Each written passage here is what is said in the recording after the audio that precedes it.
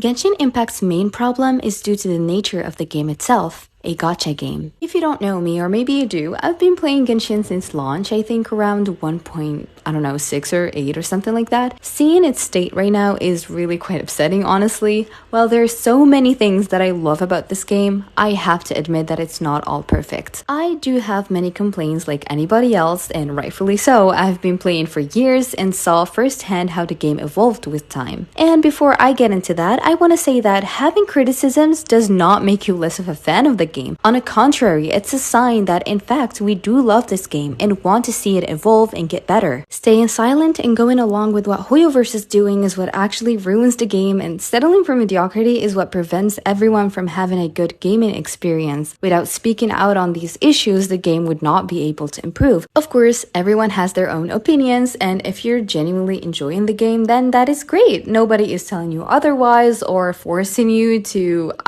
not enjoy it. But straight up telling other people to shut up when they're genuinely trying to express some, valid criticisms is really not okay. Now that's out of the way, let's talk about my own criticisms. There are so many characters that I love in this game, and some character designs ate, but I always noticed the lack of variety, or I don't know how to call it, like the generic design for each male and female characters. This became very noticeable in these recent years. I've already talked about it in one of my videos, but if you really look at each character, you'd notice the pattern of repetition. For female characters, it's always the sleeveless and extremely short dress / skirt with thigh highs and like choker thingy. For male characters, it's the weird combination of multiple layers, vest, jacket, either skinny or baggy pants with boots. This, pattern repetition gets boring and generic with each character they release and make the others who have quite a different designs a breath of fresh air. Now, if you don't know, I'm an Aether fan since the beginning of the game. I really like him as a character. He's never left my teams all these years. So when we got the announcement of Traveler getting the skin finally after all this time, I was genuinely so excited for it, just to be immensely disappointed at the end. One of the many things that I liked about Aether in particular is his outfit, like the cropped shirt with the scarf and his long braided hair gave him more personality.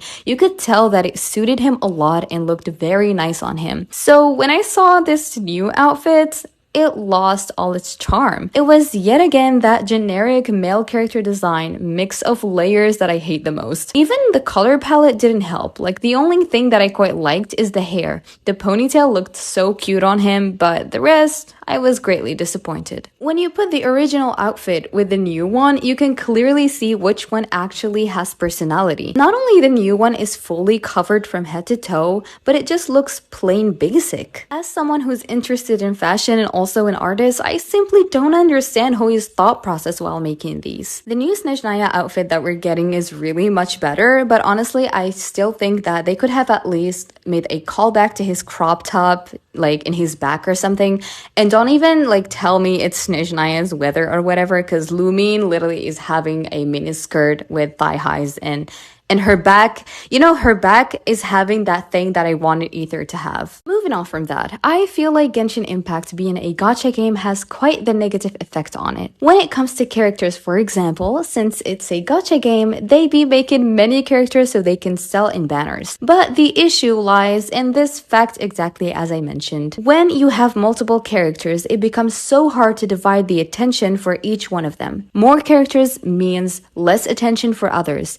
And that results in the disappearances of some like Kazuha, the lack of content for others like Hazel. Heck, we don't even meet some characters in Archon quests, and you'd never know about their existence outside of a certain limited time events or the character's own story quest. A character is hyped for years and finally gets released just to have a week or two of relevance before the game decides that it's time to move on to the next character that's getting released. And just like that, you don't get to actually enjoy the characters for long because the amount of attention given to them is cut short, which makes them lost potential. This one really gets me the most, and I have specific examples for it. When a certain character was talked about in game on different occasions and was hyped so much that everyone in the fandom was anticipating their release after years, just for them to be useless at the end and almost forgotten? Yeah, that's exactly what happened to Dahlia. This guy was genuinely one of the most anticipated characters. His design looked awesome with the vampire-like themes going on in his heterochromia eyes. Everyone everyone was speculating different things about his character and lore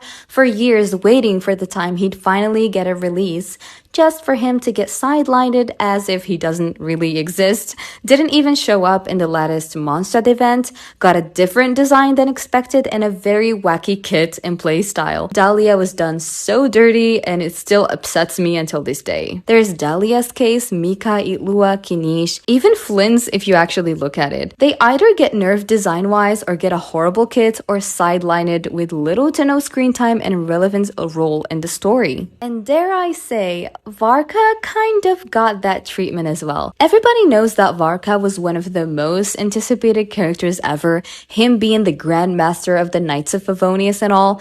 And honestly, I personally and lots of other players found his role in the quest to be quite irrelevant in a sense. Like, not completely useless, but with all the hype he got over like 6 years or something, you'd expect him to get a grand release. It just, I don't know, like felt a bit underwhelming. Now, I'm not really a meta player and never really cared about dealing damage and that type of stuff.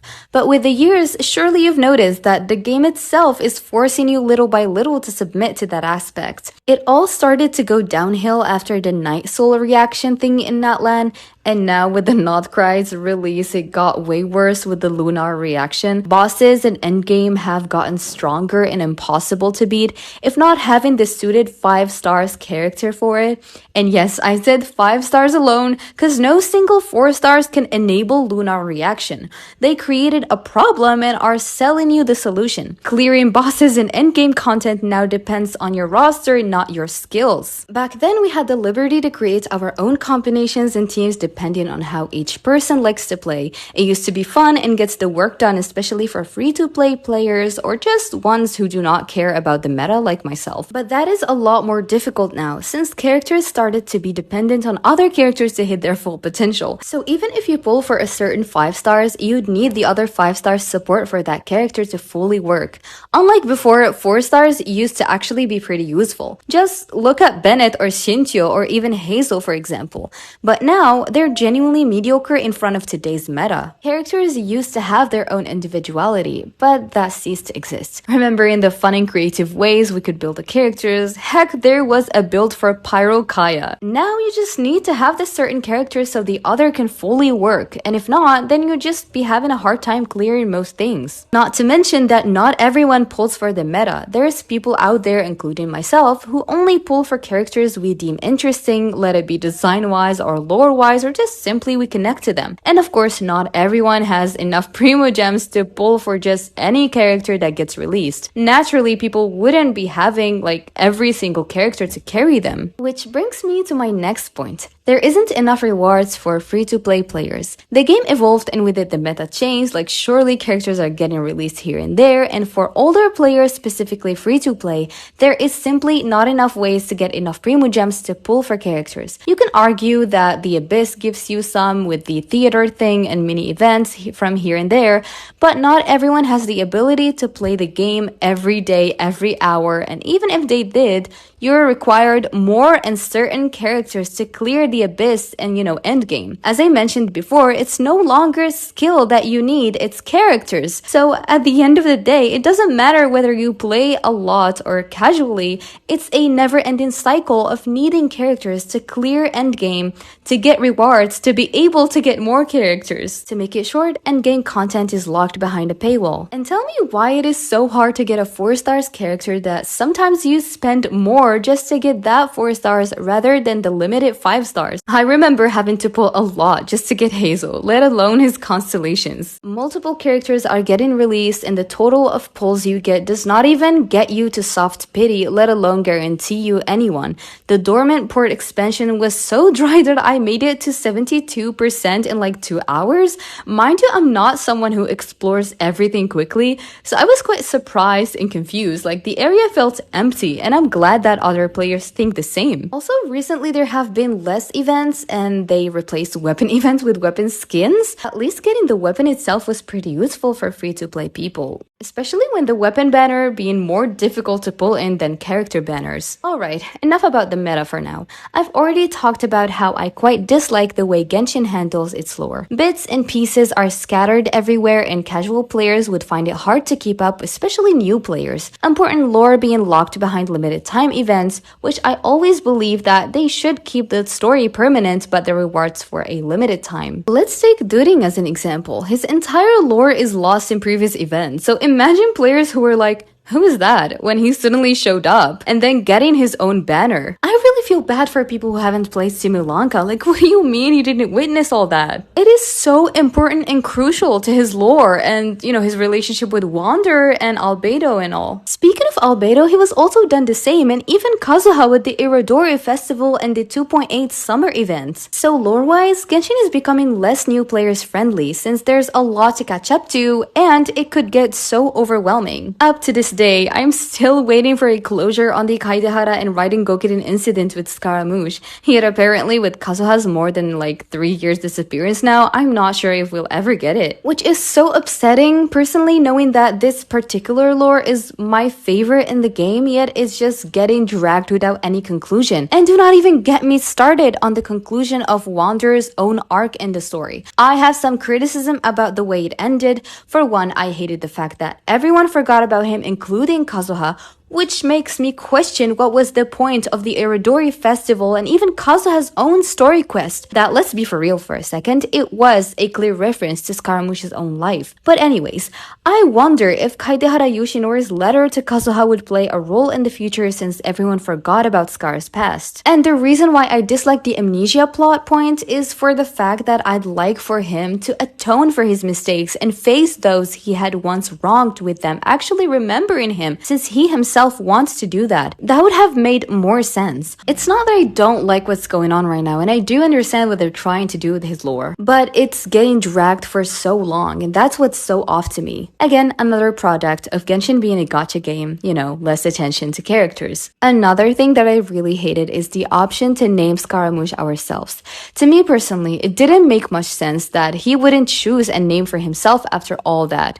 He went his entire life being controlled, swaying from identity to another, never having the upper hand in anything. So now that he learned the truth and came to peace with his past and actually became free to live the way he so desires, it would have been much more impactful for him to choose his own name. I can't tell you enough how much I hate this had guy thing they have going on. It was funny for being used once, but to actually stick with it for the sake of the joke is beyond ridiculous to me. I've heard from Chinese people that in the original it sounds much cuter because they call him Amao and it low-key fits, the cat's themes he has going on. But to me personally, I would have preferred it to be otherwise. On top of that, it just doesn't translate well in other languages, especially English. Like, had guy sounds just stupid. They reduced such an amazingly written character to being a running joke about a hat he wears. It just became irritating. He could have chosen his own name to symbolize his freedom and actually having his own identity to himself. And into Genshin's quality of life, I want to highlight a tweet that I found interesting. It's something that I also think about a lot,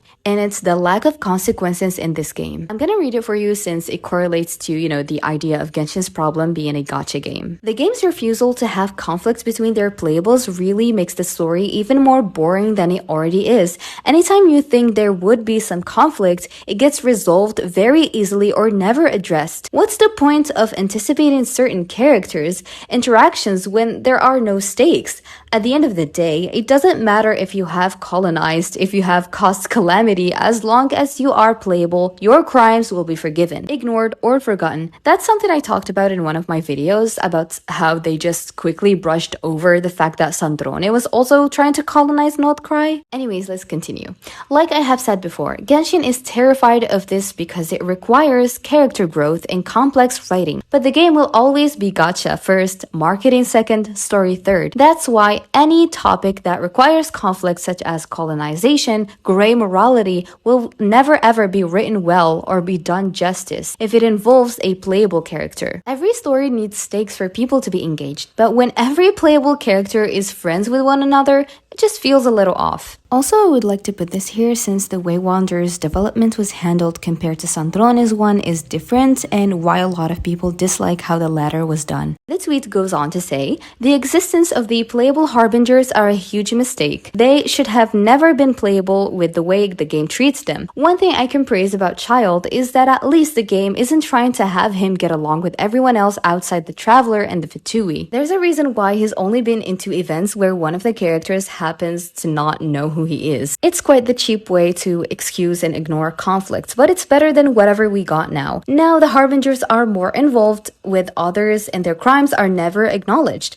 Like how Lauma had to team up with her oppressors? Snezhnaya will be worse. There's a reason why many grew to only care for a few very things in this game. The writing overall is just weak, but it is expected for a gacha game. I'm not asking for the characters to fight each other, I just need more conflict and acknowledgements. That's how stories develop, how people get engaged. Otherwise, the story will never grow. Okay, that basically concludes this person's thread. Yeah, overall, this is why I don't like the way they're dragging Wanderer's lore, and honestly, I'm quite afraid of what they're going to do with it moving forward. As much as I want him to face his past crimes, Kazuha and the Raiden Gokiden thing, there's another thing that I've been thinking about, which is him facing his own creator, Raiden A. While it is inevitable, of course, that is if they're trying to actually make a resolution for him, I'm not really looking forward to their execution of it. Like, what if they do some, let's get along type thing? Because that is not how it should go. Of course, I don't mean they have to fight or whatever, but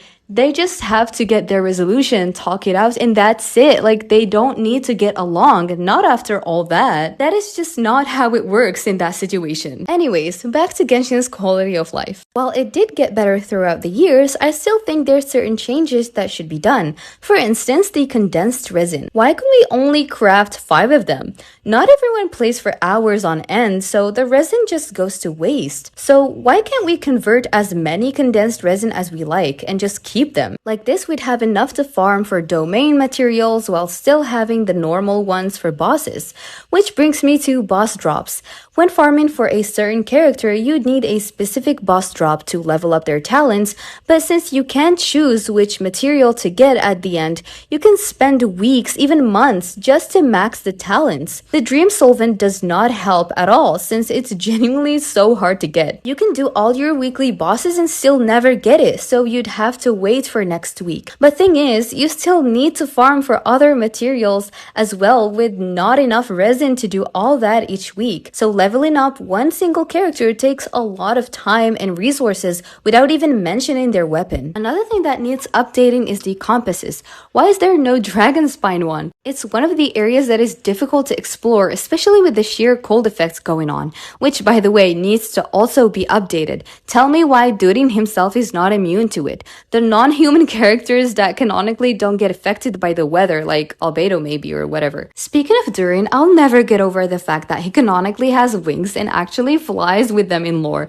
but we can't use them in game. Like, what kind of logic is that? He has a glider? Like, God forbid a dragon uses his actual wings. I also hate the inconsistency with his outfit. After you complete his story quest, Durin gets a new version of his OG outfit, which has like more details and all, but right after in the Archon quest, we don't see him with that enhanced version. Back to quality of life. One thing that I wish they improved is material domains. We should be able to farm any material we want at any day, not wait for it to be available. Again, it saves time and effort if you're farming for a certain character, let alone multiple. Another thing that I believe it to be quite controversial in the fandom for some reason is a high demand for a skip button, which I personally don't ask for, but I can understand those who do. Some people do not play for the lore or just don't have the time to play the quests. At the end of the day, it's literally optional and nobody is forcing anybody to use it. The only bad thing about it, I'd say, that when someone skips the lore and still argues with others about something that a lore player knows or spreads misinformation while having no idea what they're talking about. As an example, the Scaramouche killed Kazuha's bloodline thing that I don't know where that came from. Literally, if that was true, then Kazuha wouldn't even be here. here. Otherwise, I think a skip button would be useful in a certain situation if you have an alt account and want to like advance it without having to go through the lore all over again. But I digress. You know, this event that allows you to get a 5 stars characters constellation after many weeks of labor, but nevertheless, it's free constellation, so it's fine. Well, it'd be if it wasn't for the list they provide. Most of the characters are standard ones or just some that not everyone has. But when you do actually get the constellation, you're not allowed to re-choose the same character. So if you're someone who doesn't have many characters or just simply ones that are actually useful in today's meta, you're just left with nothing really. So I think they should expand the roster, just put every single character in it. Something that I just don't understand is the Stellar Fortuna thing to get to level 100. Like, why can we only get it if we get a C7 of a 5 stars characters but not a 4 stars? This is only beneficial for whales and players who spend lots of money on the game, cause ain't no way a casual or a free-to-play player can get that. So leveling characters to level 100 is out of the question. It is quite discriminatory towards free-to-play. Lastly, this is not a complaint or a critique for the game, but just an idea that I always thought about. When it comes to character interactions, wouldn't it be nice to see how some characters live their lives without the traveler actually having to be there for an interaction to happen? Like, don't get me wrong, I love Ether so much, you know, he's my traveler, it has nothing to do with him whatsoever, but every time we get to see something of a character, traveler is always a catalyst to why we even get to see them. Like, I understand their DMC, and with Paimon always around and we're playing from their POV following their journey, so it makes sense that they're present. But wouldn't it be great if we get certain storylines or events where it's not required for Traveler to actually be there and meet with certain characters for us to see how they're doing? I don't know if I'm making any sense, but I thought it'd be a nice thing to have. Like, these anecdotes that we're getting, for example, we can just get a glimpse of certain characters' daily life or whatever they're up to, but not necessarily the Traveler meeting them for that to happen, if you know what I mean. Like, an example that comes to mind may be that one time we got a glimpse of Dainari and Sino speaking alone together in a small flashback in the Sumeru Archon quest, and I guess they try to do that in the recent Sumeru Archon quest with Kavi and Alhaitham and all that, but I was just talking about like outside Archon quest context. It just feels kind of refreshing to see them alone interacting without, you know, Traveler being around. Like, we get to see more the nature of bonds some characters have, you know, if that makes any sense, and how they would naturally interact with each other. To end this, I just want to say that Genshin Impact is an amazing game with great story and characters. That is why I would love nothing but to see it evolve in a positive manner. If you have anything else to add up to whatever I said, let me know in the comments.